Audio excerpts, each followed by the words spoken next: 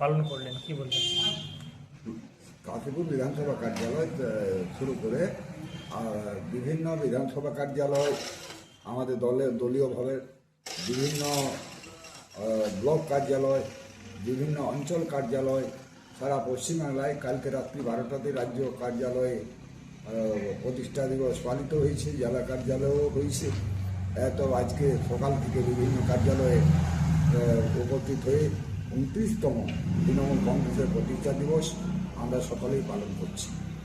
মিষ্টিমুখের মধ্য দিয়ে আজকে এটা আমাদের তৃণমূল কংগ্রেসের পতাকা উত্তোলন করে এই কর্মসূচি পালিত হচ্ছে 29তম।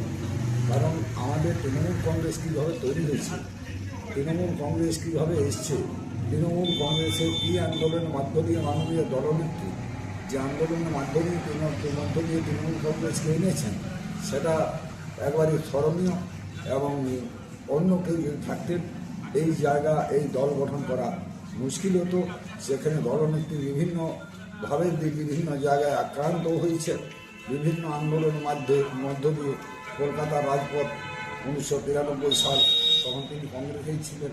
তারপর আমাদের সিঙ্গুর, তারপর জঙ্কাইতলা, বিভিন্ন জায়গা আন্দোলন, এরকম প্রায় 20 থেকে 25 জায়গা, আরও বেশি বিভিন্ন বছর 98 থেকে শুরু করে তারপর আমাদের হয়ে বামফ্রন্টের সাথে তথা সিপিএমের হারমাদদের সাথে আমরা সেইভাবে আজকে তৃণমূল কংগ্রেস মমতা ব্যানার্জির আদর্শকে সঙ্গে নিয়ে আমরা সকলে একসাথে ছিলাম, আছি, থাকবো।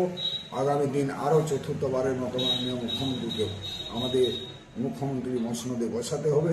সেই অবস্থায় আমাদের একটুও ঘাটতি রাখা, কোনো কর্মীদের রাখা যাবে না বা চলবে না। সেই মোতাবেকভাবে আমাদেরকে আমরা